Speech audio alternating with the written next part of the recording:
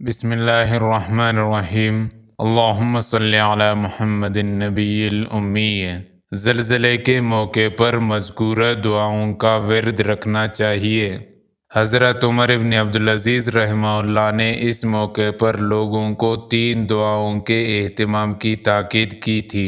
یہ تینوں دعائیں قرآنی دعائیں ہیں، اس لیے ان کی اہمیت اور تاثیر کا انکار نہیں کیا جا سکتا۔ حقیقت یہ ہے کہ زلزلے ہماری بدعمالیوں کا نتیجہ ہے، کیونکہ اللہ تعالیٰ نے زمین پر پہاڑوں کی شکل میں مضبوط میخیں گاڑ رکھی ہیں، جن کی وجہ سے یہ زمین ہلنے، حرکت کرنے، ڈولنے، کانپنے اور لرزنے سے محفوظ ہے، اور انسان سمیت تمام جاندار اس کے اوپر سکون سے رہ بس رہے ہیں۔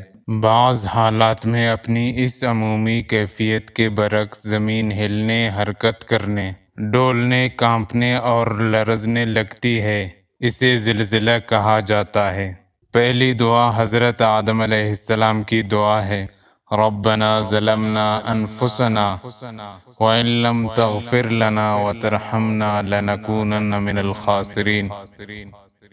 اور دوسری دعا حضرت نوح علیہ السلام کی دعا ہے، وَإِلَّا تَغْفِرْ لِي وَتَرْحَمْنِي أَكُن مِّنَ الْخَاسِرِينَ۔